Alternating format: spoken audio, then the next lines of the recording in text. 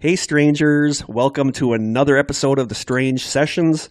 As always, I am Kurt, and I am joined by my co-host, the mistress of mystery. I know that sounded good. Sure. Krista. You always come up with such great titles for me. That was just off the top of my head, too. I'm always on. Yeah, right. You've been planning that for a week. I did. Like, I got a big board at home with, what can I do this week? What can I do this week? Okay, I need to start doing that, or that's really creepy when it is. How are you feeling? I'm still a little sick. Last week, I was really sick. It was the week before that we recorded the episode, right? We were both sick. Yeah, and then I got sicker. I ended up catching the flu, and then later in the week getting a sinus infection, which I've never had before, by the way. Oh, so I've had many. That was a learning experience. They're horrible. My teeth, how I knew I had it was because my teeth hurt because my head was so stuffed up. Well, you have sinuses in your jaw. Yeah. So, yeah, if you turn and move. It was bad. It felt like a weird. It was bad. That's why I released the podcast a day early, is because I came home from work sick, and I'm like, you know what? I just want to release this. And it sounds like a lot of people really like that episode, so that made me happy because I'm obsessed with the Bat Sphere. And a lot of them, I know Stephanie, a couple other ones got back to me that they went and listened to the Astonishing Legends podcast. Oh, so nice. now they're hooked on that. Cool. And they listened to the episode and they totally agree with me that the Bet's family member was 100% being legit in everything she said. So that was awesome. It was a cool topic for sure. Yeah, I loved it. So I'm glad you guys enjoyed it. So thanks a lot. What else do we got? Shout-outs? Yeah, let's do some new stranger shout-outs. We actually were able to make it to the studio tonight. Yeah. This winter has been horrible. We're like the last two episodes we've been between snowstorms. So now we had snow yesterday. I think Manitowoc got like 5 or 6 inches. Oh, no, I think it was more like 8 because Was my it? husband was working up there yesterday and he said it was like 8. Okay. We got 6 here where we are now. You know how us guys are. We think 5 inches are 8. Yeah, just like my husband's almost just about 6 feet tall. That means he's 5'10". Yeah, exactly.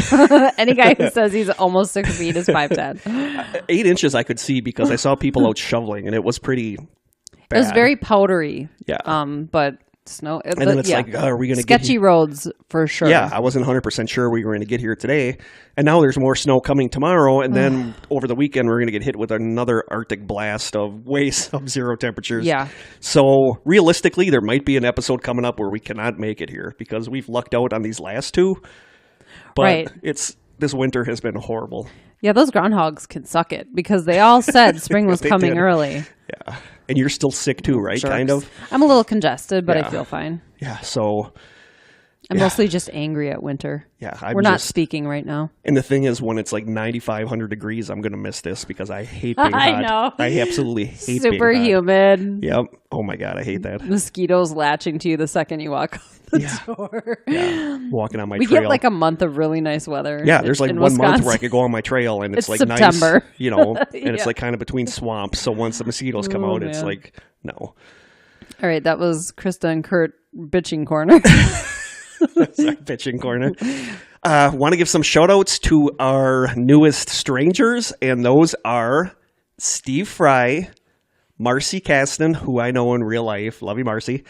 Fallon Bickerstaff, which is a really cool name. Mm-hmm. Sometimes I think they have to be made up. No, I think that's a legit name. You think that's a real cool name? Yeah. Of course, Birgin Kay, which is Barry's daughter. Yes. And we got to get those two here. We do. To be on the. We need to go to them. We say that, yeah, we do take our strange sessions on the road. Totally. And Lisa Kilmer, who I've been friends with on Facebook for a long time, and she's really amazing. So thank you for joining, Lisa. Kimberly Coulter. And I want to give 2 special shout-outs to friends of mine that listen to the show but didn't necessarily join the strangers. And the first one is to my very good friend, Jess, her and I went to lunch a couple weeks ago. And we were talking, and she told me that she listens to the podcast, and I had no idea that she listened to it. But she said she kind of had to stop because she has a big house out in the country by herself, and I think she said she got to like the personal experiences or the EVP, and she's like, nope, I cannot do this. Yeah. Yeah. And I know I've mentioned it on here before that I take it for granted that I live in an apartment complex where there's always people, so it's never really scary. But if I was at a house out in the country all by myself listening to this stuff, so I totally get it. In the dead of winter, yeah. Totally get it. So thank you, Jess. And I want to give a shout out to my very good friend, longtime friend, Tom Bialik, who I'm good friends with. And we were texting a couple days ago, and he didn't know anything about the podcast. So I told him, and he listened to our last episode, and now he said he is hooked. Cool. So thank you so much, Tom. I got drunk at his house so much back in the day. Back when I was fun and did stuff. When you were fun. Yeah. You're fun now. No, I'm the different kind of fun. Well, I'm boring, so I think you're fun. Okay, so maybe we're both just boring. And boring fun together. I'm cool with that. That's great. So thank you so much, guys. Thank you for listening. And do you have any shout-outs or I don't. anything? Nope. Nope. I'm boring. We're both boring. Are we moving on to the taste test already? Housekeeping. Oh, housekeeping. We have housekeeping. Are you sure? I'm pretty sure. I think there was something else I was going to add in there, but I don't remember what it was. But we want to give a huge thank you to Shayna Shalou, who sent us a postcard from Alcatraz. Yeah, very cool. Which is awesome. And we probably will get to doing a episode on Alcatraz, because Alcatraz is fascinating. I would love to visit Alcatraz. I would too. I really want to get to California. I really would like to see San Francisco in that area. Los Angeles, I don't know about. That's a little... I'm boring. But I think Los Angeles is a little too speedy, glitzy for me. Yeah. I don't know. So I really do want to get out there, and I'd love to see Alcatraz. So thank you so much for the postcard, and a huge thank you to Bridget. Yes. For sending us Valentine's Day cards. So they were so cute. They were so cute. Oh my God. They had dogs on them. Yes. They were super cute. So thank you so much, Bridget. I took a picture of our listener board. We have a board full of pictures and postcards and stuff, so I'm going to post that to the and page. It's getting full. Yeah, so we need another board, I'm actually. going to check Hobby Lobby tomorrow to see if they have like a bigger board that we could put up in here for our stuff. Stuff's overlapping other stuff. It is. It needs its own space. It does. I'll find something. But thanks again, Bridget. So sweet. Yep. Thank you. She's so sweet. Thank you for the mail. No, what the hell was that? Thank you for the mail, guys. And I think moving on. Oh, for the people that listen on YouTube, there's been kind of discussions about this. We do not read the YouTube comments because YouTube comments are generally jerks. The pit of despair. So I stay away from that stuff. I've had people tell me that people complain about the show, that they don't need to hear about our personal lives and whatever. But hey, that's at this point. Then listen to a different show. At this point, this is what you're going to get. Yeah, I don't care. Yeah, fine. There's literally a million podcasts. You can go listen to another one. You're not a captive audience. You can change to a different podcast at any time. And we so appreciate the ones who stay with us. Yes, though. we do. I was thinking the other day that finding a good podcast is kind of like a relationship. Yeah. Where there's you're going to be with it for a while. There's podcasts where it would be perfectly suited for me, but then when I listen to it, I'm like, I just don't get into it. You have to click with the host. You just have to click with the host. You have to click with the podcast. Yeah. So in a lot of ways, it is like dating. Mm-hmm. So thank you guys for dating us, I guess. I was wondering where you were going with that. Yeah, I didn't really know, but... and also, so we don't know what we're going to do with the YouTube. We might actually shut off the comment section, but I think that might piss a lot of people off. Because they can't leave jerky comments? Well, I think some people do leave good comments. But I think some people do only listen through YouTube as well. I know. That's why I don't know if I want to shut off comments or just let people comment and whatever. I don't know. I just don't want to have to monitor them. No. Sorry. No, that's why we need an intern. Intern can monitor. Yeah, delete all the negative ones. Get in big fighting matches with people that talk garbage about us. Totally. Troll everybody. And I think the last bit of housekeeping is that this is episode 4. And episode 13 is coming up, and that will be our 50th episode. Wow, crazy. So that amazes me. Yeah. Krista and I kind of talked about... Now I'm starting to lose my voice. Great. Now I'm going to have to read your story, too. Yeah, read my story, too. Krista and I kind of talked about maybe having our 50th episode be a listener submission where you can send in stories, or you can just send in whatever you want. Say hi. You can say hi. You could say congratulations on 50 episodes. We love the voice clips. Yes, we do love the voice clips. So maybe we're going to do that for the 50th. I'm not sure yet, but we got a little ways to go. Yeah. So seeing how this winter is going, we'll probably be snowed out for that one too. It'll be summer by the time we get to that episode. I think that's pretty much all I have for housekeeping. Okay. Moving on to the taste test. Sounds good. Well, you never know. It could be terrible. Yeah, I was surprised that Barry put in the Strangers that she puts those the bacon flavored seaweed chips. Maybe Bergen just throws them out every day. I don't know. Says thanks, Mom. I mean, I can see if you're into that, liking them. It's just like I said. I think it just caught me by surprise. Where Even if I would have known, if somebody would have said, "Just so you know, they're going to be fishy," I would have hated them either way. Yeah. So that's not a good taste. Fishy is not a good taste. No, it was just not our cup of tea. I don't like fishy fish, so I'm still going to dig into one of our boxes of mystery, so we could get something fishy again. We might. There was a drink in there. I think let's take out the drink if it's not frozen. Sure. Okay. Okay. All right, so are you ready? I'm ready. I reached into the box of mystery, and this one was from Melissa. It's bubble wrapped. It's bubble wrapped, and it is a beverage. Oh, we need cups. So, you ready to see what this is? Yes. Please don't be fishy. Oh, God. It is... Ooh. Oh, these are really good. It's I think it's pronounced... Corey and I get these all the time when we go to the sushi place in town. Ramune. It's a ramune drink. Is it like a soda? Yeah, it's carbonated. It's Okay. lychee flavored or lychee, however you pronounce that. No idea. I haven't had this Some flavor. kind of berry. I haven't had this flavor, but I've had this drink, and they're very good. It's like a soda. I'll take a photo. So I'm very pleased with that. Go get your arm. I'm going to let you open that because that's kind of got a funky system to open. Okay. You'll figure it out. Corey had to show me, my brother had to show me the first time how to open that. I got us some red Solo cups. I feel right. like we should be at a kegger. So I have to remove the seal from the top. Yep. Detach the plunger from the center of the cap. Yep. Place the plunger on top of the bottle. I'm going to spill this all over my laptop. Press down firmly with the base of your palm to release the marble. Yep. Oh, my God. It's a really cool Throw little... away the seal, cap, and plunger. Have fun drinking Ramoon. I forgot all those directions already. I'm just going to do this. Maybe. Ow, this is sharp.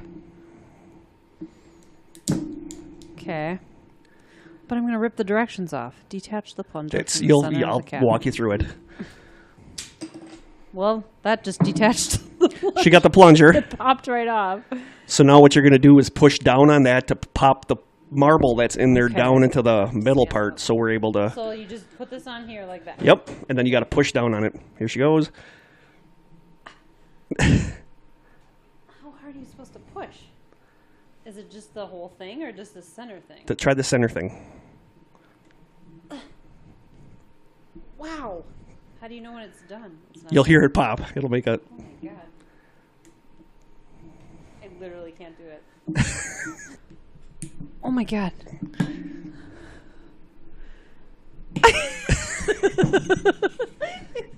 You know how we struggle with containers. Oh my God. Oh, jeez. I'd like to know how much cubic poundage that took to open. Okay, now we can just pour it? No, just pour it. I have to discard this first. Do. The directions Please discard it. said so. I love the marble in there. I have to take a picture of that. It's going to be good. I guarantee that because I haven't had one of these yet that are gross. What's the marble for? It's just like their little gimmick on how to open it. Oh. There's a lot of grunting going on. This is probably our most grunt-worthy. I gotta snip it. I gotta do the old sniff test. Oh, smells good. Smells very florally. Oh, they make you work for it. He has to keep tilting the bottle Yeah, back you and can forth. only with that marble. Because the in marble there. plugs it up. Ooh. Ready? I'm ready.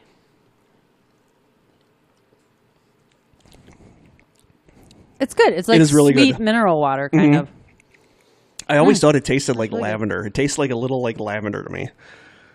I think it smells like rose water. There's a brand of soda, I think it's called Dry Soda, that has a lavender soda that I really like. I love lavender. It's one of my most favorite things in the world. This is delicious. Way better than bacon-flavored fish paper. Fish paper. I knew this was going to be good once I saw what it was, so that's a pleasant I don't surprise. love carbonation, but that's pretty good. I guess I'll throw this away later. Yum. Okay, what do you give it? I'm going to give that a 9. Okay. I feel like it could be a little stronger. The fruity flavor? The fruit, the lychee? The lychee. Not being a fan of carbonation, I give it a 7. Wow, just a 7? Yeah, I don't like soda. You are harsh. Like, I would not buy this, but I don't hate it. I really think the flavor is good. Yeah. If it weren't carbonated, I'd probably like it a lot better. You're so anti-carbonation. I don't like bubbles. I don't like champagne. No? No. I know I'm weird. Champagne gets me drunk really easy. Does it? Yeah. Okay. Now you can reach. This is the box from Liz. So now you can reach into Liz's box of candy. Prepare for more grunting. Remember that we had like that long like wafer kind of thing that was like corn? I could feel some of those in there, so I know there's got to be other ones in there. Oh, yep, there's one. There's two. This is just a piece of paper. Oh. Ooh, this is what I pulled out. Is that Pop Rocks? It looks like Japanese Pop Rocks. Do you know how dangerous Pop Rocks and carbonated beverage can be? Oh, God. We might blow up on the air. Take a picture. I bet that's what these are. I haven't had Pop Rocks since I was a kid. Well, they're going to love hearing that in the microphones. Just taking a photo. Okay, are you ready? I think I can get this one open without any grunting. There's no marble involved. Ta-da. Wow, that was super easy. Smooth. Oh, weird. I have to take... Oh, it's grape flavored. I can tell that. Are they Pop Rocks? Well, I'm going to try to... See, it's got like little white things and what look like Pop Rocks. So how are we going to do... Yeah. Just pour some in your hand. That's cool looking. It looks like it is pretty cool. Pop Rocks mixed with little like little nerds. tiny... Like little tiny sweet tarts or something. Sweet tarts, that's what I was going to say. Little tiny sweet tarts. Here you go. Dump the rest in your mouth. Okay, well, it's going in my hand, actually. It looks like purple crystal meth in my hand. Oh, it's Pop Rocks. It just popped in my hand. Did it? Yeah, I just heard you it gonna crackle. put that whole thing in your mouth? I am. That's okay. what she said. Ready? You ready? Go. On. Yeah. Oh, those are... Ow. Those are really popping. Ow. Oh, my God. Oh. I'm like a... That is so weird. Those are like popping way worse. Oh, I think I got part of my eye. Oh. It feels like electric shock. It does. They're like popping really hard. They're pretty hardcore. Yeah. Ooh, those little sweet tart things are good, though. Mm-hmm. Wow. I can't imagine drinking that with a soda. We should have done that with the... No, it's stuck in my teeth. That was violent. That was violent.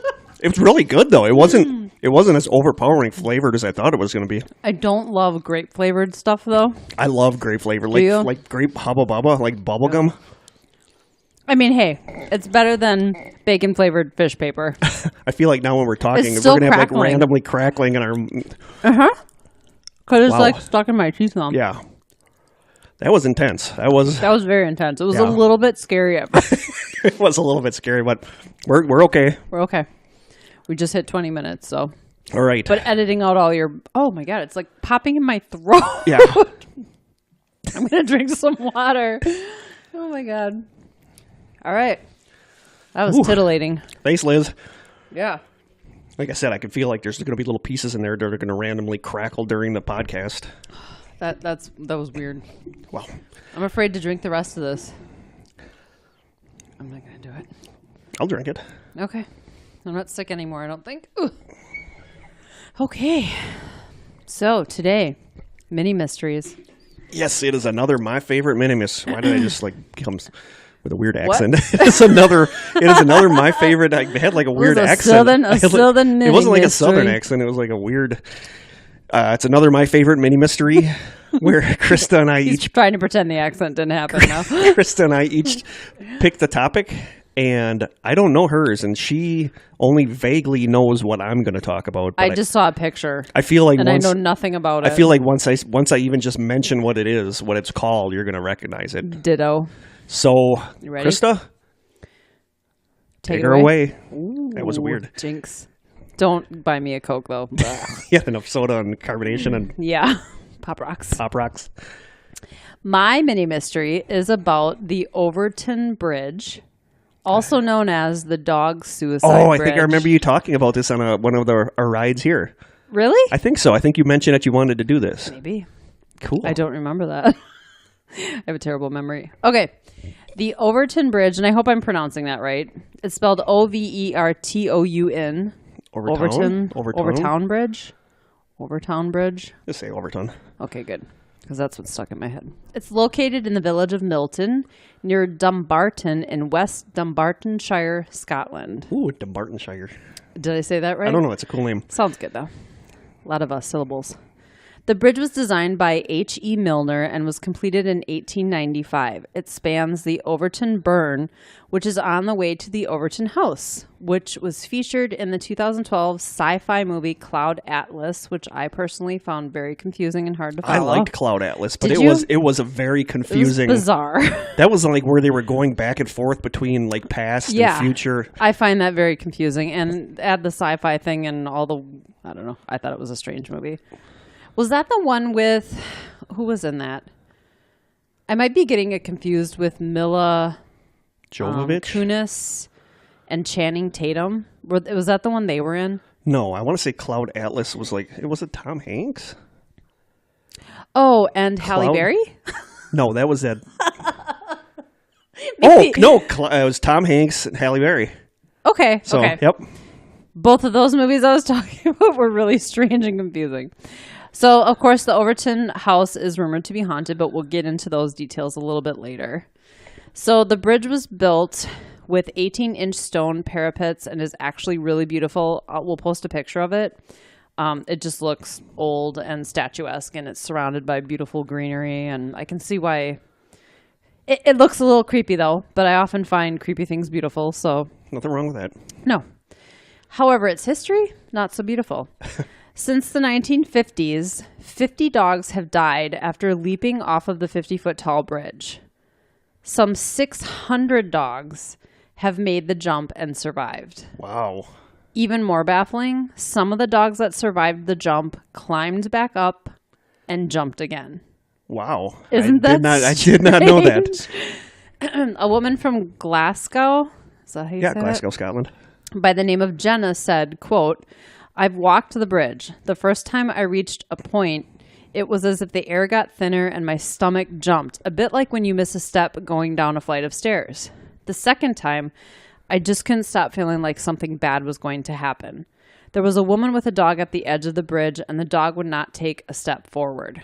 Later, I found out that a couple of dogs had jumped to their death from the bridge that weekend," end quote. But dogs aren't the only beings that have suffered an ill fate at the bridge. In 1994, a 32-year-old man threw his infant son, Yikes. Egan, to his death on a clear day between the last two parapets of the bridge, claiming his child was the Antichrist. The man tried to kill himself twice, first by following his son off the bridge, which his wife stopped him from doing, and then by slashing his wrists with a knife he'd found. God. The child died in the hospital the following day, and the man was found not guilty of murder by reason of insanity. An interesting detail to point out is that almost all of the dogs jumped from the same place that this man threw his baby over the bridge. The last two ramparts on the right-hand side of the bridge at the very end. Also, it has to be a clear day.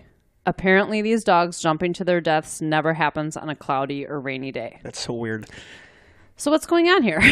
Can animals have the mental capacity to deliberately end their lives? So there has been some evidence of what appears to be animals deliberately killing themselves in history. So I have 4 examples of that. In the Swiss Alps in 2009, and I remember hearing about this or reading about it, 28 cows deliberately walked off of a cliff over a period of 3 days. Wow. Like they knew that they were plunging to their deaths and they just kept going. There could be more behind that story. I don't know, but I do remember hearing about that. Yeah. Number 2, one of the main dolphins that was used in the 1960s television show Flipper. Her name was Kathy. She drowned herself while in the company of her trainer, Richard O'Berry, he claims. Evidently, there's an insect, and I'm going to butcher this. It's called a sap-sucking Acrithosyphon pisum. Wow. Yep. Pretty good. Sounds good. Or called the pea aphid. I'm going to stick with that. Stick with that. It will make itself explode when under attack from ladybugs in order to protect the other members of its colony. But to me, that's just a defense mechanism. Yeah, that's not really a suicide thing. Right. That's more of a... So this last one's really strange. So in 1845, the Illustrated London Times claimed that a Newfoundland, which is a dog breed for those who don't know, tried to kill itself several times by jumping into water and then basically just refusing to swim. Like wouldn't move its arm, any of its legs or anything. It just went still, and it had to be rescued every time. And it said eventually the dog just held its head underwater until it stopped breathing. I don't know if it was saved in the end. This article didn't say, like, did this dog live? Like, did it just keep That's so trying? weird. What would drive animal I just to do feel like that? they don't have that kind capacity. of thought process. Yeah, exactly. So that we know of. I mean, maybe they right. do. I think dogs are a lot more complex than we realize, but Cats too. I don't know. My dog is just happy all the time. So, I mean, you just pet her and she's like on top of the world. I don't know. I can't imagine that. I think animals can get depressed, though. Yeah, but making a deliberate choice to end their life, I don't think they understand the concept of that. I don't either. That's why that's weird. I wonder if it's... Just go on. Okay. Canine psychologist Dr. David Sands, however, claims that dogs cannot formulate the decision to end their lives. He traveled to the bridge with a documentary crew in 2005 in order to conduct his own investigation, which is something that the Scottish Society for the Prevention of Cruelty to Animals has also done. There, standing at the point of the bridge where the dogs jump, he said, quote, "Just me as a person, forget a dog. All your senses are on fire. It's got a strange feeling," end quote. But I also think when you know a place has a history like that, you're going to feel weird there. I think that's kind of like imposed. Like you're not... Yeah. Would he have that same feeling if he didn't know anything about the history of the bridge? I don't know. But a lot of people do say it has a weird feeling to it. So he tested several theories. He said sight wasn't a factor, since from a dog's eye view, you couldn't even see beyond the wall. There's actually... You had to kind of climb up. Okay. It's not like you could just run off the bridge. You had to climb over like a stone wall. Because I originally was wondering if it was like one of those mystery spots, like where they have where a car will roll uphill because of the way it's an optical illusion. It's like an optical illusion based on like the background and stuff not being kind of where it's supposed to be. And I almost wondered if it was like that. But I think there's a place like that in Wisconsin. I think there is too. But if you said that the dogs can't see. Yeah, they can't. All they can see is the foliage over the top. Because I was wondering if maybe somehow it looked to them like it was continuing, like something they could walk on. Right. Like there was some kind of optical illusion like that. Nope. But no. Okay.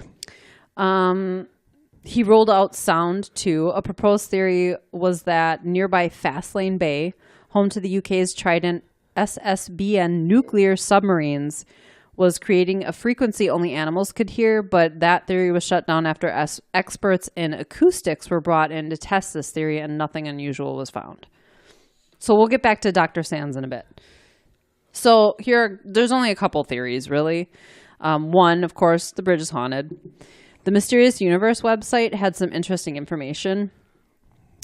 Apparently, teams of psychics, ghost hunters, and dowsers who carried out research at the bridge all think there's something paranormal going on. But there is a little a history to the house, Overton House.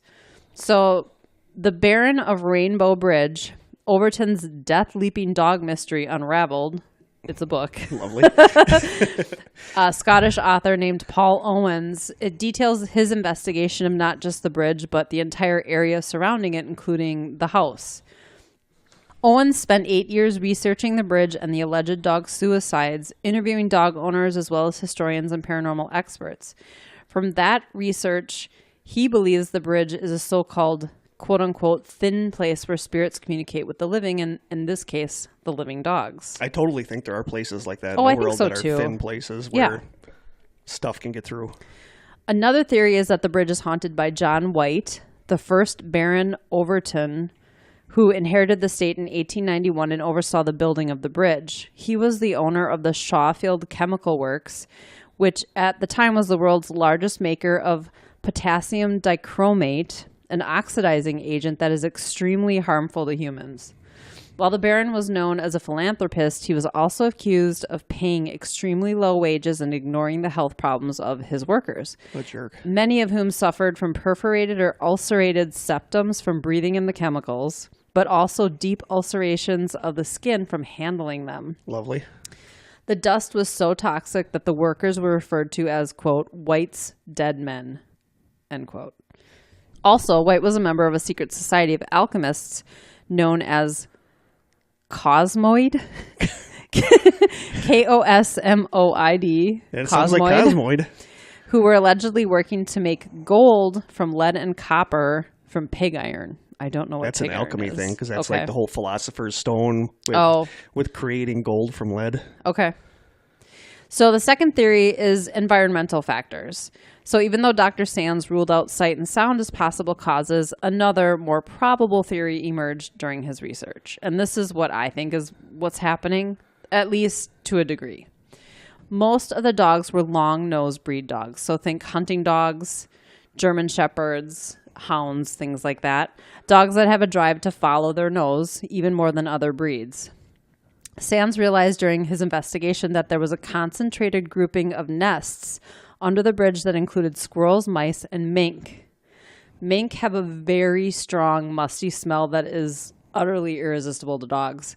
Sands individually tested 10 long-nosed dogs, which, I'm sorry, that's kind of a small test group if you ask me, but they're dogs. It's a very small test group.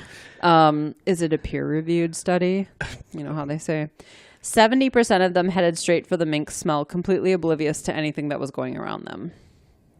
This could also explain why these incidents always happen on clear, dry days, as scents are strongest under those conditions. That makes sense. Right. The timeline of the fatal jumps also coincides when mink were first introduced to the area sometime in the 1950s, which is when these jumps started happening.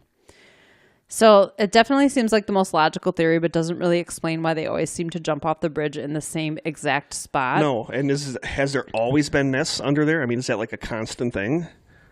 Well, and I mean, there's got to be nests like this under other bridges. Why aren't dogs leaping off of other bridges all over the world, you know? So that's pretty much it. There's, nobody can really find a logical explanation for what's going on. I mean, I think the mink thing is a decent explanation, but I think it doesn't explain the frequency or why, the reason that why people get a weird vibe or try to kill themselves on there might be because they hear these stories and assume that there's something weird going on with that bridge, so they decide to go up there and just do that too.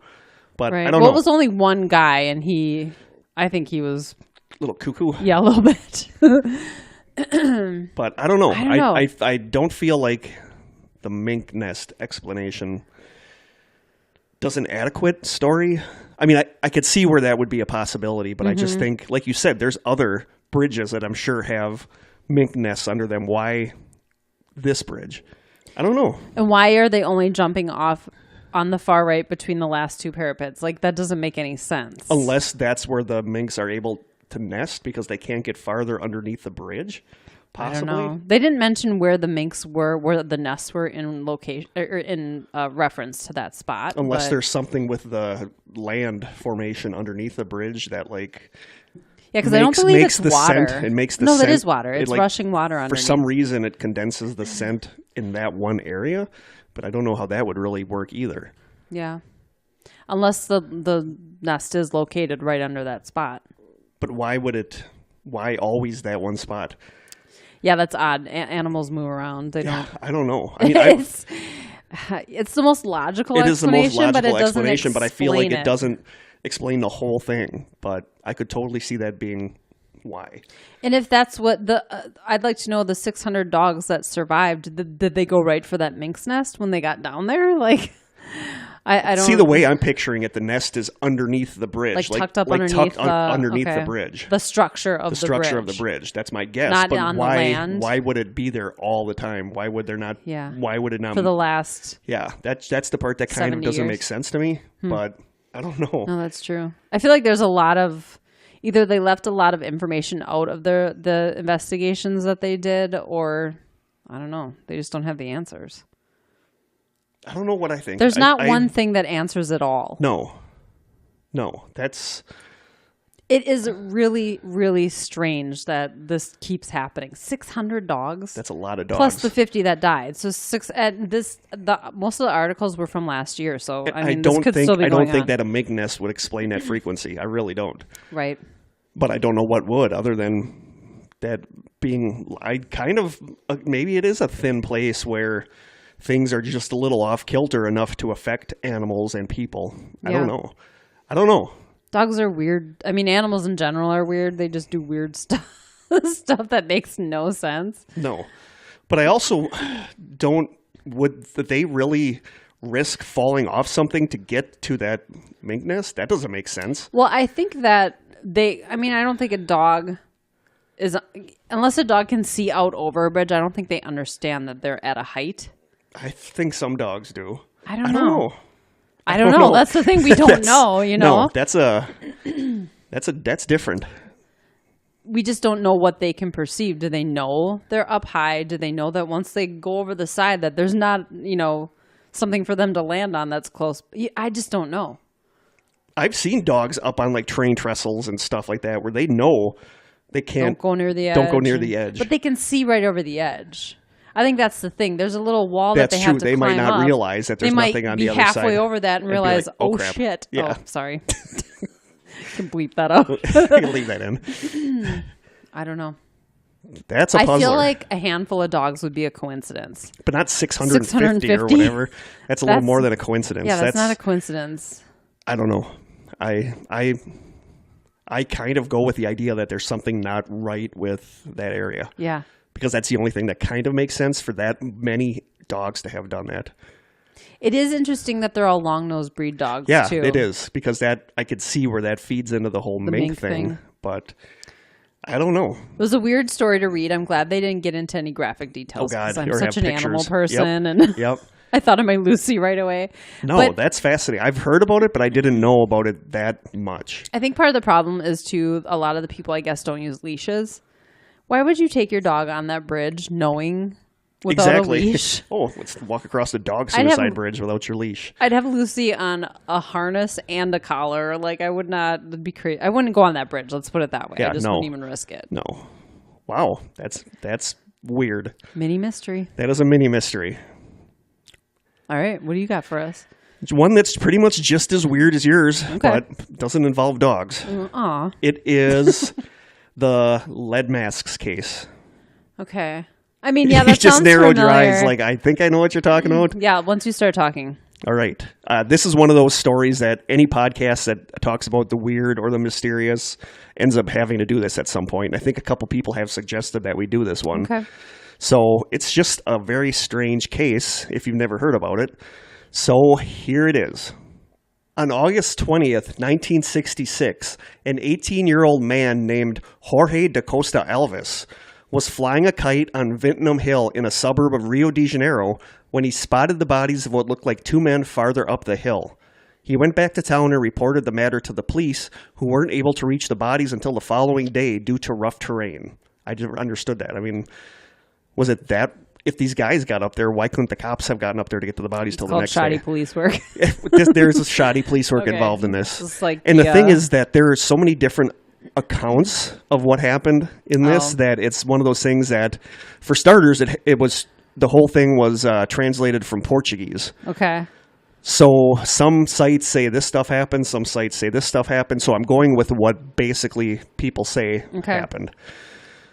When the police did arrive, they found a bizarre scene. They found the bodies of two men, both wearing formal matching suits that were covered in raincoats.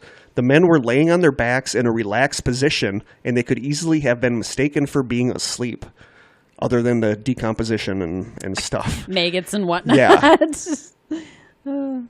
Strangely, the men had homemade lead masks with them. Some accounts have the men wearing the masks, while other accounts have the masks laying next to the men's bodies. Most protective masks typically cover the whole head with goggles or eye slits. These homemade masks were more like lead blindfolds that completely covered the eyes but left the rest of the face exposed. While wearing them, it would have been impossible for the men to see anything. Next to the two bodies, the police found an empty water bottle, 2 towels, and a notebook. The notebook contained lists of numbers that were later believed to be electrical part numbers that were most likely related to their occupations, although some people speculate that the numbers were a coded message. One page, however, contained cryptic instructions that seemed to relate to their deaths. In Portuguese was written, quote, 1630, be at the specified location. 1830, ingest capsules. After the effect, protect metals, await signal mask, or await mask signal. Alrighty then. Well, 16 and 1830 are times. Yes. That's 4:30 and 6:30. Yes. So at 4:30, they need to be at the specified location. At 6:30, they need to ingest capsules. Okay. And after the effect, protect metals, await signal mask, or await mask signal. They're not sure what it was, but it was one of those two. There were no signs of trauma, no evidence of a struggle, and no obvious cause of death for either of the men. In the men's possessions, they had receipts for the raincoats and a receipt for the water bottle to return it for the deposit, and they had a small amount of money on them.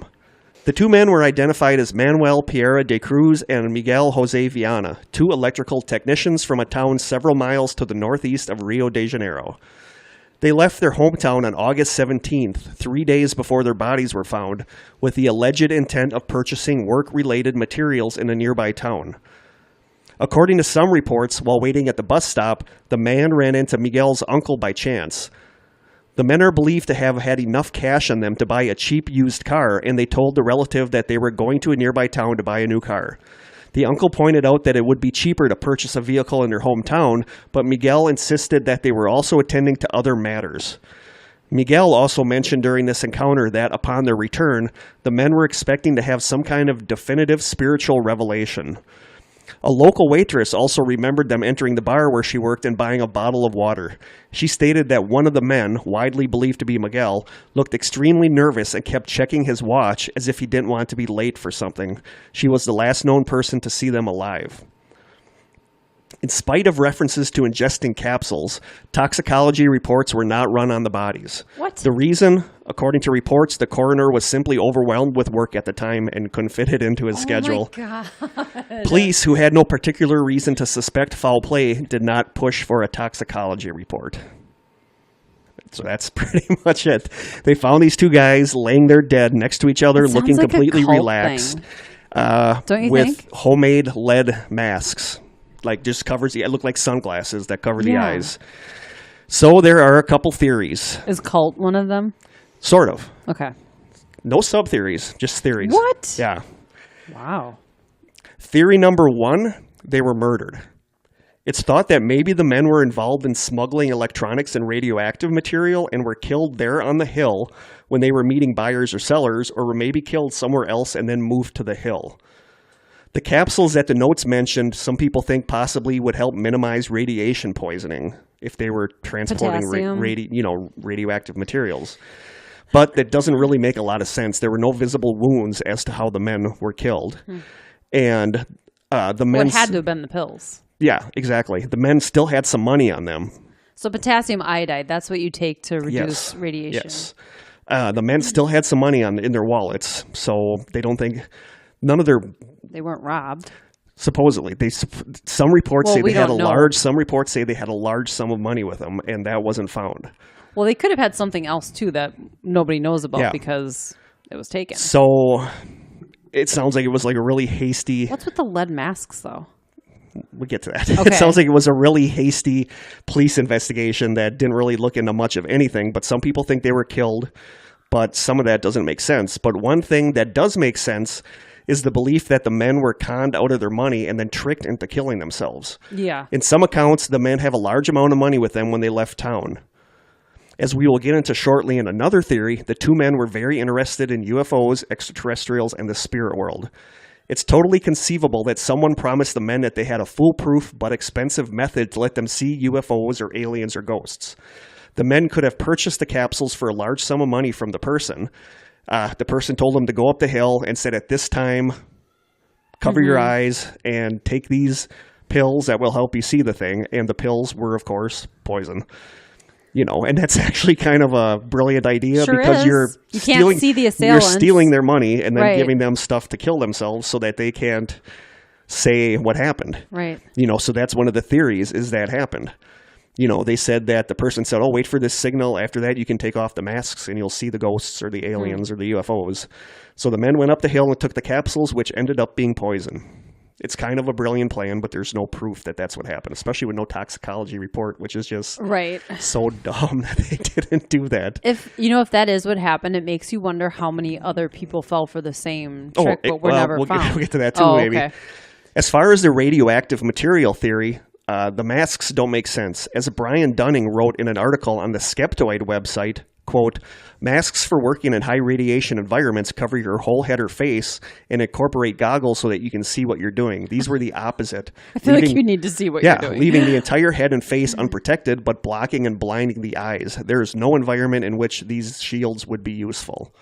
Even the Skeptoid website is like, I don't know what happened. I mean, they basically just said, no idea. So that's theory number 1, is that they were murdered. Okay. Theory number 2, the men purposely committed suicide.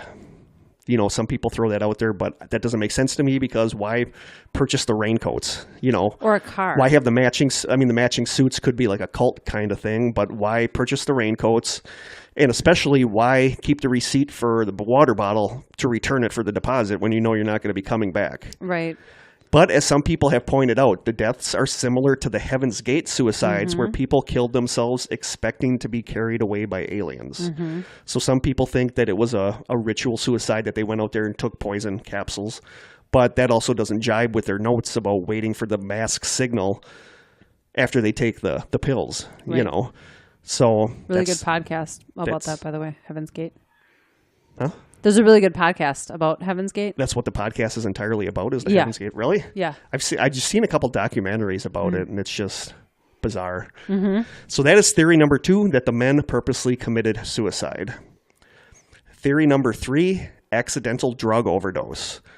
With their interest in UFOs and the paranormal, it's possible that the men ingested drugs to help them see or meet with the aliens or ghosts, and they simply died of a drug overdose. This theory was supported by a Brazilian professor of yoga who wrote into a Sao Paulo newspaper saying that, quote, the men may have been trying to carry out a telepathic experiment with high-frequency thought waves using LSD-25 or mescaline. I guess possible. Although deaths from LSD are extremely rare, and when they do occur, it is usually when it is taken with alcohol, triggering a heart attack, stroke, or respiratory failure. There is no evidence that the men were drinking anything but the water from the water bottles before their death. Interesting. So, well, they didn't do a toxicology. No. So they could have. No, but I mean, it didn't have to be LSD. I mean, if you don't die from LSD overdose, no, you can it could have take been a lot of it LSD. Could have been. I don't even want to know how you know that. It could have been some kind of other drug that they thought they were opening their minds to allow themselves to see whatever it was they wanted to see. What was around in the 60s? Just kind of look that up. Yeah. LSD would have been the most popular to But part of me also drug. feels, and it's the same with poison, part of me feels like they wouldn't have been laying there peaceful if it was poison. Because poison generally, I think, is kind of a violent, you know, with lots of thrashing around. And How does cyanide work? I don't know. There was that court case a couple years ago where that guy, you could see him taking the cyanide tablets in court. Oh, that's right. You know, that was crazy. That was crazy. Oh, that was crazy. blows my mind. That but he had like a really, you could see him violent, going to convulsions. So I think it does react. So you wouldn't. I feel like you wouldn't be laying there peacefully. Some accounts said the guys had their hands behind their necks, like they were just sprawled out, chillaxing, looking at the sky through the lead masks, seeing what they could see in the clouds. But you know what keeps throwing me? Isn't lead heavy? These are skinny. I mean, I was going to say, how do you hold a mask? These were cut from sheets of like skinny, so really, really thin. Kind of like our fish, our seaweed wraps, kind of. Our fish paper. We should have made fish paper goggles for our eyes. So that is you can see through those, though. That is Siri. That is. Oh, my phone just responded to me saying Siri. That's funny. That is theory number 3: accidental drug overdose. Okay. Theory number 4 is kind of a wackadoo one, but I had to throw it in there because it pops up from time to time. Time travel. Okay. Some people theorize that the electronic technicians managed to unlock the secret to time travel and either died as a result of the time travel, or they said it's like the show Quantum Leap, where when you time travel, you leave your body. Right. But almost like astral projection. Yeah, but you didn't leave your body to decompose and die on Quantum Leap. How do you come back then? I don't know. Like but that was that's one of the theories that shows up, is that time travel. That maybe the men were able to travel in time and came back, and due to something being wrong, they died. But that just doesn't make sense really to me. Not saying I don't believe in time travel, but I don't think this was time travel. So theory number 4, time travel. Wackadoo. And finally, theory number 5, and this is the biggie, UFOs/aliens. Okay. Is it funny that didn't even cross my mind? That is funny because you always think aliens. No. In some accounts during their investigation, police spoke with Elcio Gomez, a friend of Miguel and Manuel, who told them that he and the 2 men were part of a group of, quote, scientific spiritualists comprised of nearly all the electronic specialists in the area who experimented in various ways. Cult. He said that 2 months before Miguel and Manuel perished, the 3 of them had built some kind of device in Manuel's garden in an attempt to contact Mars. They were unsuccessful when the device ended up exploding. This event was corroborated by Manuel's father and others who reported the experiment, as well as a similar but more spectacular event. On June 13, 1966, numerous witnesses reported an explosion on the beach in Espírito Santo, a state just northeast of Rio de Janeiro, that rocked buildings as far as 15 kilometers away. Local fishermen also witnessed the event, and they reported, quote, that a flying saucer was seen to fall into the sea. LCO also spoke of this event to investigators, and he claimed that it followed an intentional meeting between members of their spiritualist group and a UFO. He claimed that after it visited with them for about 5 minutes, it left with a blinding flash of light and a large explosion. When police searched the homes of the men from Vietnam Hill, they found the tools necessary to make their homemade lead masks and a book about aliens that contained many highlighted passages about the, quote, intense luminosity of the entities the men were apparently studying, which is believed to be the reason for the lead masks. Adding to the weirdness, there were a number of witnesses to alleged UFO events around the time of the men's demise. These included Society matron Crisinda Barbosa Coutinho de Sousa and her children, who reported that on August 17, 1966, they had seen a, quote, oval-shaped object of an orangey color with a band of fire around its edges, sending out rays in all directions, hanging out over the top of Vietnam Hill. According to de Sousa and her children, the object, quote, rose and fell vertically for some 3 or 4 minutes while giving off a blue ray. Other witnesses later reported seeing the same orange-colored egg-shaped object giving off blue rays over Vietnam Hill, adding that they had not reported it at the time for fear of ridicule that is attached to UFO cases. So there's that. Well, that's a lot of, what's the word I'm looking for? Coinciding things happening at the same time. It is. The UFO sightings, the men dying on the hill where the UFOs were sighted. So, I don't know. In his 1990 book, Confrontations, A Scientist's Search for Alien Contact, UFO researcher Jacques Vallée states, quote, the investigators found no blood, no signs of any violence at the site. The 2 corpses were laying peacefully side by side. Next to them were crude metal masks, as well as slips of paper covered with notes. One of these notes contained elementary electrical formulas. Also found was a crushed piece of aluminized blue and white paper, some cellophane soaked in a chemical substance, and a handkerchief with the initials AMS. The skin of the corpses had a pinkish color and showed possible burns, but decomposition had progressed to the point where such a finding was not significant. Indeed, the coroner, Dr. Alberto Ferra, soon concluded that the deaths were due to cardiac arrest and closed the file. His examination of the bowels had revealed no poison. The men had died sometime between Tuesday, August 16th and Saturday, August 20th. Unhappy with the stated cause of death, the man in charge of security for the state of Rio, Colonel Eduardo de Centrofale, held a review meeting with the police delegate Jose Venancio Betancourt and an electronics technician. The next day, he contacted the director of the Coroner's Institute, and this is the name that kills me. The next day, he contacted the director of the Coroner's Institute, a man named Toledo Pizza. Toledo Pizza is not a name. That's a Google search. It's a Google. Dr. Alberto Ferra was asked to conduct a second autopsy. The internal organs were once again analyzed. The pathologist also looked for possible injection sites in the bodies, but the second autopsy revealed nothing new.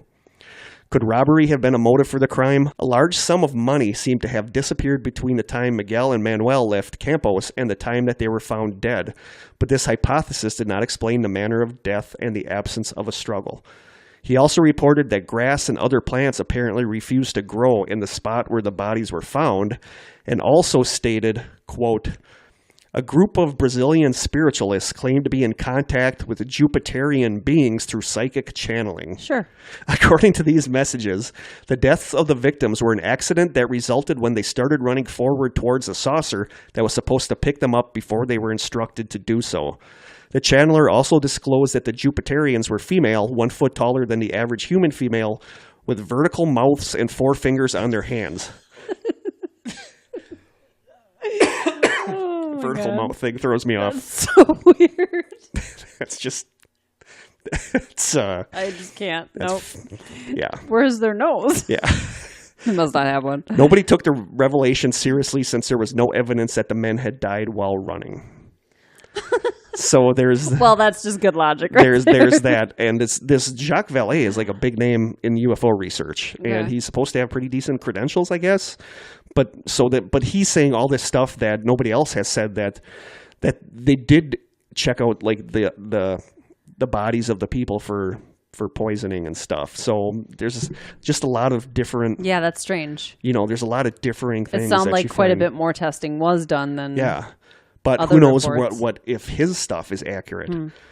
Either way, these two guys were found dead that had these weird masks, and they can't figure out how these men died. And but they died super cash.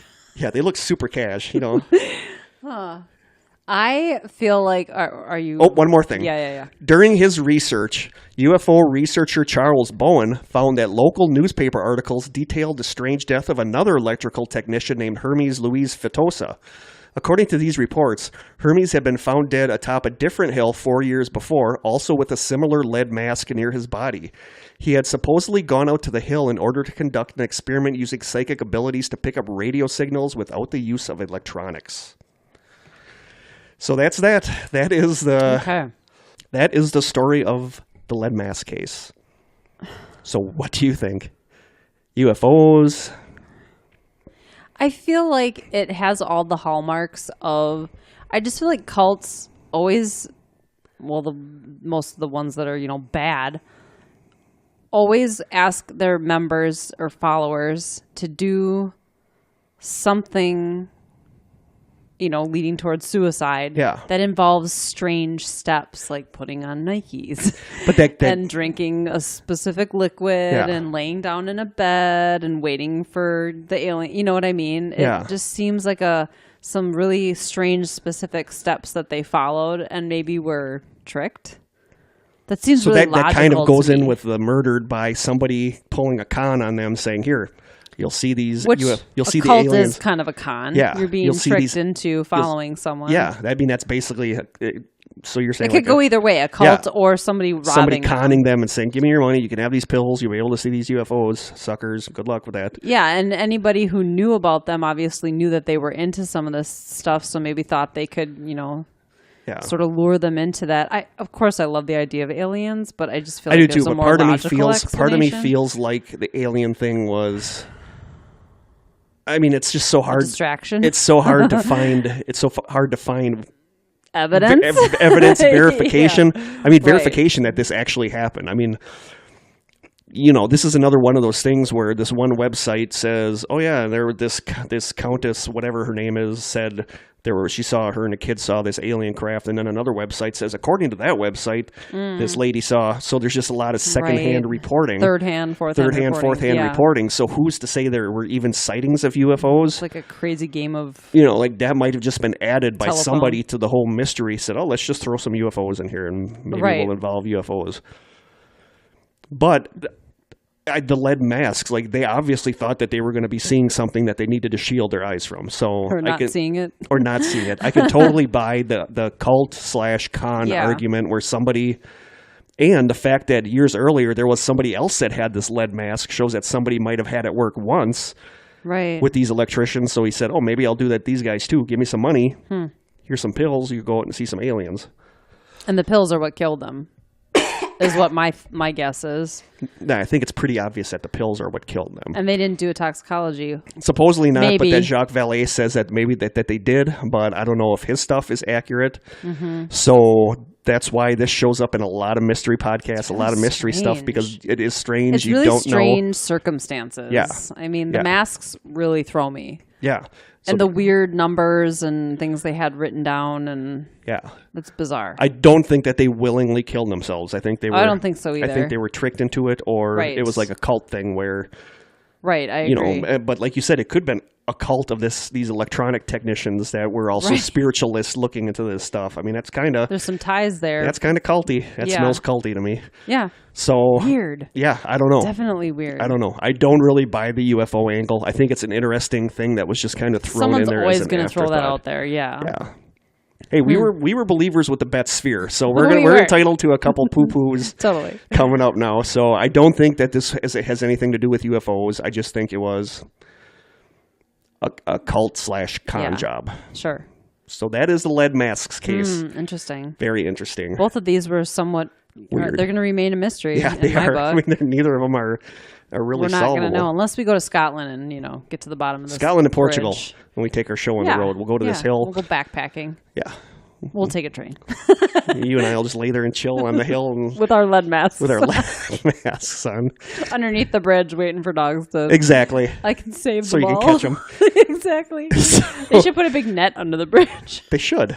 or some kind of walls up so they can't plunge off. Yeah, the I'm side. kind of surprised they didn't. I am too. This has been going on since the 1950s. Yeah. Come on, or just stop walking over it with dogs. One of those. So weird. There are Very many weird. mysteries for tonight. Very cool. Yeah. I think I have heard snippets of that story before because there was some. I know familiarity Thinking there. Sideways did a episode on that, and I think Astonishing Legends did too, and I know a lot of podcasts did pieces on the lead mask case because it's weird. And and if you want to bring the UFOs into it, you can tie it into ufology Sure. and all that stuff. And I don't think I can tie Bigfoot into this one though. maybe he killed him. Maybe he was chilling with them on the hill and he got mad. Right? They were messing with Sasquatch. They're messing with you don't mess with the Squatch. Oh, good stuff. Well, I'm curious to know what our strangers think. What do you guys think? We'll be posting. Why are it the on dogs page. killing themselves? Why were the guys dead on the hill with lead masks? Right. Let us know what you think. Totally. We got time for a couple listener questions. Let's do this. I'm excited. I love this part actually because I have no idea what the questions are going to be, and they can be completely random. Sometimes they're stumpers though. We are in. All right. All right. In like Flynn.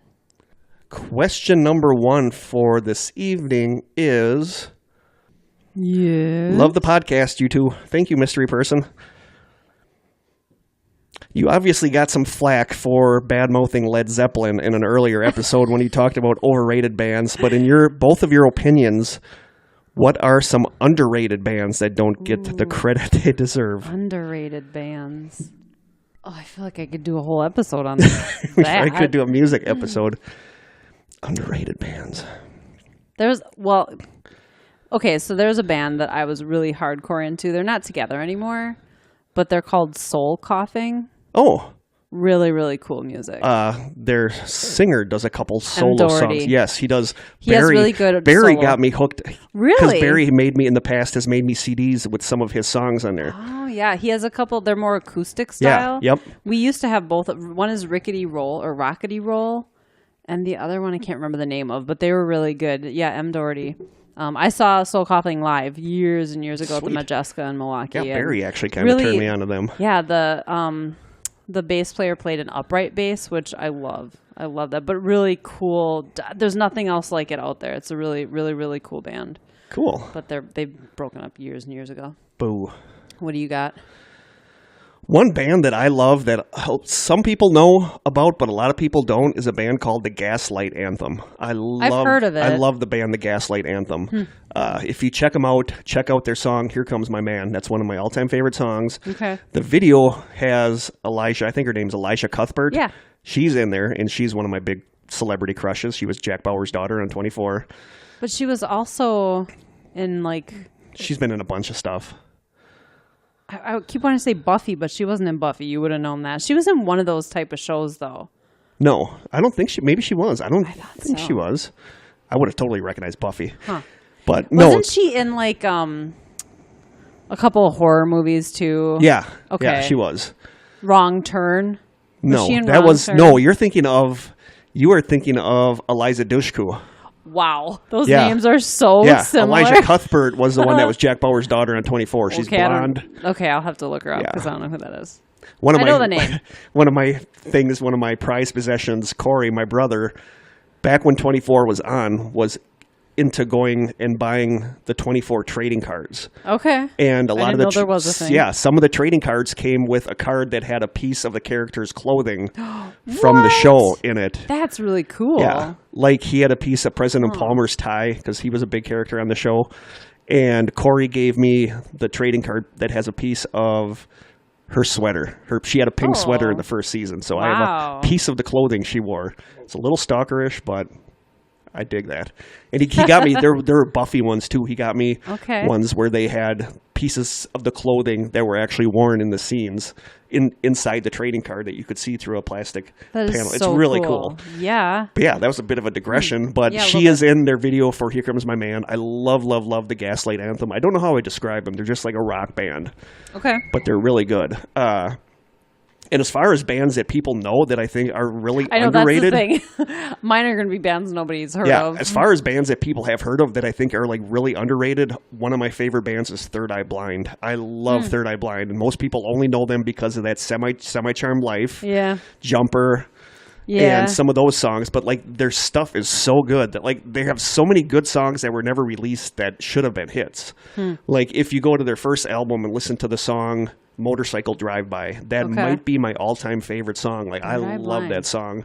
All right. And when they you know, they just did a live album, and when they do that song in concert, everybody is singing it along because it starts one of those songs that starts slow and then gets fast and then gets slow again at the end. But it's one of my all-time favorite songs, and I think Third Eye Blind doesn't get the credit that they deserve. No, I don't think they must. So because- just those are the two off the top of my head because Krista and I could literally do a whole episode Jeez. on our musical stuff that we like. Yeah.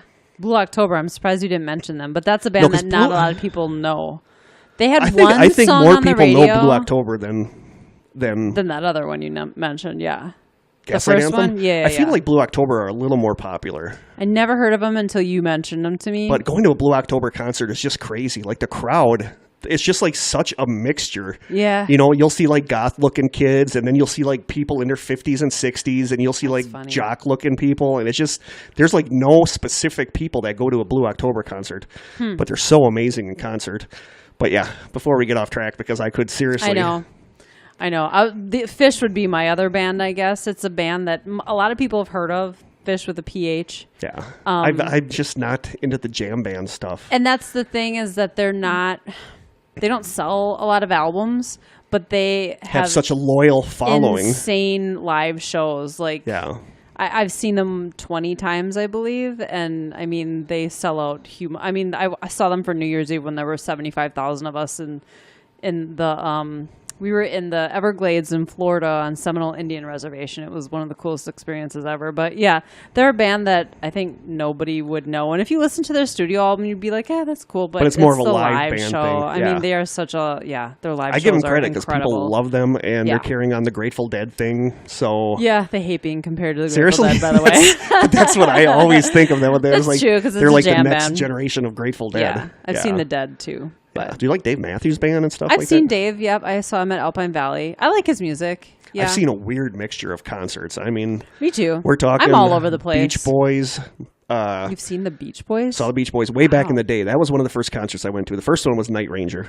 John Denver. I would love to have seen John Denver. I It was like awesome. John Denver. I saw New Kids on the Block. I've seen John Mayer. Oh, I love. I've seen John Mayer. John Mayer. Is This was like before he got Okay. really douchey. No, here's the thing.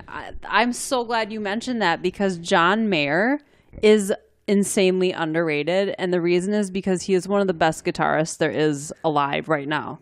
Nobody knows this about him because the music that gets played on the radio does not showcase his guitar playing skills. But I'm telling when we saw him in concert, he's an amazing blues guitarist. Amazing. If you ask me, I know he went through a serious douchey phase. Yeah. I follow him on Instagram, and he has turned into the goofiest his first couple CDs person. are like among my favorite CDs. Yeah, but he I has just an don't. amazing voice. I feel like he got into the blues stuff a little too much, and His like studio that kind albums of stuff. don't reflect that, though. No, he's one of those bands that or one of those singers I just absolutely loved, and then just kind of got out of. And I'm totally into him again. Do you know he's like 6'5" or 6'4" too? I believe he's it. like He was ridiculously amazing tall. when we saw him in concert. Yeah, he's very talented. But that was a concert He is I went to. underrated, and it's because of his reputation. I think I might have mentioned on here one band that I went to with Rhonda and Brittany and their friend to go along with them. They asked me if I'd go along with them. Was Fall Out Boy, and they were actually really, really good in concert. Like I really like that. I don't get into their music, but I think they're talented. Yeah. We could do this for days. So yeah, that's. Oh my God, stop. We need to we'll stop. We'll move on to the next Question one. number 2. That's Thank you. Music Talk with Kurt and Krista. Question number 2 for this evening. Maybe I'll post that song that I like a lot in the Strangers, and then you guys post songs that you like. So we've love never learning really had about a new music thread going on in I'm there. always looking for new music. Second question for this evening. Thank you, first question asker. Hey, Kurt. Hey, Krista. You guys know I love the show, but I must know something. I must know, capital letters. I must know. Oh, my God. If you could capture 2 of your favorite paranormal entities and put them into a cage match, death fight, how would the fight go? And who do you think would win?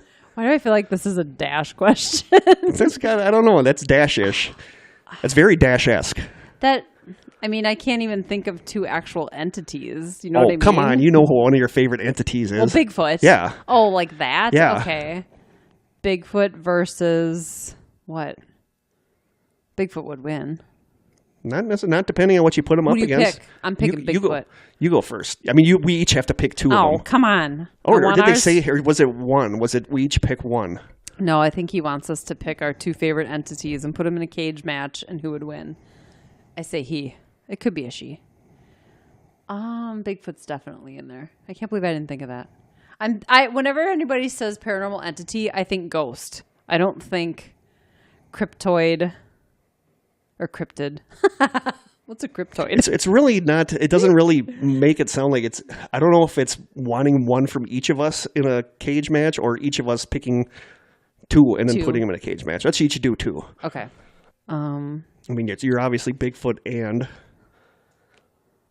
Loch Ness Monster. I was actually thinking of Loch Ness Monster before. That's such a weird match. That'd be a really big cage. That's a terrible pairing. Bigfoot versus an alien. Who would win? You decide that. In a physical match, Bigfoot. But the alien probably has powers that Bigfoot doesn't have, unless Bigfoot is an alien, which a lot of people think. And then they could use like mind control stuff on each other, levitate each other, and like, oh shoot. I just hit my, microphone boom. That just got weird. So Bigfoot, who could be an alien versus an alien. I still say Bigfoot's winning.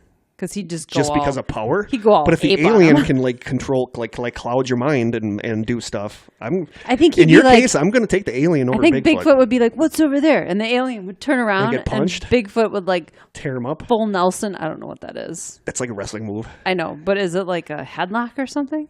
What's a full Nelson? A full Nelson. What's a half Nelson? That's where you come up behind somebody's shoulders and like have them like a lock with your arms under their arms and. Like, I'll show you later. I think he'd do that, and then he'd swing him around and fling him off into the stratosphere. We'll go out to one of those kids that are being really loud out in the gym out here. We'll just throw them. Okay, who are your 2 entities? I'm going to go with, I don't know why this popped in my head, but one of mine is Mothman. Sure. Oh, Mothman. We're going to put Mothman in there. I can't think of anything And, tonight. Of course, what else do I got to put in there with Mothman? What is my favorite thing? I don't know. We just talked about it last time. The Bet's Mothman against the Bet's sphere, and I am totally picking the Bet's sphere on that one because it doesn't have an opening. Yeah, you can't do anything. Mothman can shake it really hard. We know it doesn't like being shaken really hard. That is true. The little tiny aliens inside are going to get all, All right, I was going to pick the Bet's sphere to win that one, but you kind of got me. I think Mothman is going to Or that freaky deaky eagle that person posted on Facebook. That one picture, the picture where it's got like its head sideways looking at you, creeped me out. Like legitimately, like it's like alien-esque, kind of like creeped me out. Yeah, that's a weird. But yeah, my 2 are going to be Mothman versus the Bet's sphere, and I wanted the Bet's sphere to win, but Krista had a good point. Mothman will just shake it up a little. It doesn't have any, like, what's it going to do? It's a weird mental picture, too. Yeah. So, I picture it, like, shaking it next to its head, like, what's in there? Hey, little guys. So those are our answers. What about Bigfoot versus Mothman? That's kind of an even match, I think. I gotta go with Bigfoot. Bigfoot just because of the power. Strength. Just brute strength. Yeah. I'll go with Bigfoot. Mothman, I don't know, could just fly away. Not if they're in a cage. If it's like a Hell in a Cell that has the roof on it. That's true. So yeah, I got to go with Bigfoot in that case too. Bigfoot wins all. But I still want my powerful. I'm still pulling for my little Bet sphere. Your little Bet sphere. My little guy. Okay. So little tiny aliens. Thank you so much for the questions, you guys. Those were some interesting questions. We could go on for days on both of those topics. Yeah, we probably could. Hey, what do you guys think? Who are your 2 entities that you would put in a cage match? Yep. And who would win? Totally Bet sphere. I love that. It is a cool topic. So, but Mothman too, and Bigfoot. I'm just not down with the Bigfoot. I really like Loch Ness Monster, but that's It's an unfair match. You could have a Man in Black versus a black-eyed kid. That would be interesting. Ooh. Yeah. Okay. Let's see where we're going gonna think with about this. this. We're gonna have to think about this. We should have one every time. We should. Our new cage match Another corner. And then Cage match corner. roll dice like Dungeons and Dragons about who does what. I've never done that. No, I played that when I was a kid. I'm really into a game right now called Pandemic, though. It's a cooperative game. I've heard about Pandemic, It's actually. really fun. My husband and I play it. I don't even have any video games right now I'm playing because I went through Red Dead Redemption 2. So now Did he get his redemption? Yes Okay. and no. Oh. I'll just leave it at that. Okay. So Cool. that's about it. And You have a spiel to read believe at it the or end? not, Kurt came 3 prepared. seasons in, I finally added our contact info to my show notes every week. It's all organized and whatnot. Oh, just give me 3 seasons and I'll be right on top of something. Our email address, if you would wish to send us an email, is thestrangesessions@gmail.com. On Twitter, we are at Strange Session without the final S because somebody else already had that. And we're still trying to figure out what we're going to do about that. Not actively. We Not just actively. sometimes talk about it. On Instagram, we're just the Strange Sessions. Yep. But Krista's really good with the Instagram stuff. She's very active on Instagram. Only when we release an episode. I'm actually terrible about updating it. And as always, we love mail from you guys. We love postcards. We love Taste test. taste test within Non-perishable. reason. Yeah. Yeah, don't just No throw more a fish stuff. half-eaten sandwich in there and Don't think we're going to eat it. throw a sardine wrapped in a pickle in there either. Not So doing it. No, you're not going to do it. No. So if you want to send us something in physical mail, it is The Strange Sessions, P.O. Box 434, Manitowoc, Wisconsin, 54221-0434.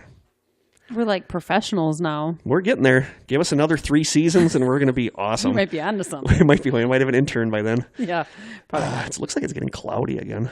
Do you see that pile up Still the other day? semi-light. Did you 131 cars. on a highway near where we live. There was a Whiteout that day was conditions. crazy because it was snowing and it was like 50, 60 mile an hour winds, and there were whiteout conditions, and there was a 131 car pile up on Only the highway. one person was killed, and that is I know, but did you see that absolutely somebody lost their amazing. cat? Somebody that was in their accident, their cat got out. No. I know. There were like a whole bunch of people injured too, though. Yeah. I mean, only one person Yeah. died, but there were a lot of But did you see like the injuries. footage of it? Like somebody Yes. driving by with their cell phone, and all you can see are They said were it driving looked a lime green They Jeep. said it looked like something from a movie. Yeah. A I movie heard some of the scene. It was just 911 crazy. calls. Yeah, it was crazy. Yeah.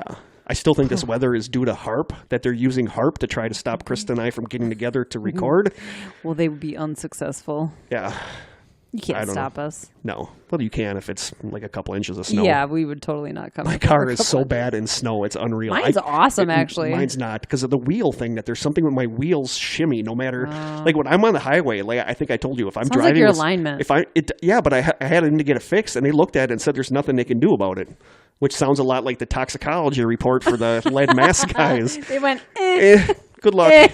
So if there's like snow or a lot of water on the road, my car is all over the place hydroplaning That's because scary. the wheels shimmy so bad. So if That's not there's good. snow, I can't come out here. Jeez. So we'll have to figure something out. Yeah. Well, it's almost March. Yeah. The That means snow we should could get like stop. 100 more Yeah, snowstorms. the snow should stop by June, so we should be okay. Sure. So, that's about it from us tonight. Yeah. So hopefully you guys liked the episode. Next time will be a regular full length. This one's an hour and a half. Next one's going to be a little more paranormally because we haven't really done paranormally yet this season. It's been Right. a lot of Weird. conspiracy Strange, kind of yeah. stuff and a lot of the weird stuff. So next one will be a little more paranormally. So Your ghost alley. be prepared. Yeah. Although this one was an hour and 25 minutes, so it's not really any shorter than No. usual. That's true. So from Krista and I, until next time, stay strange.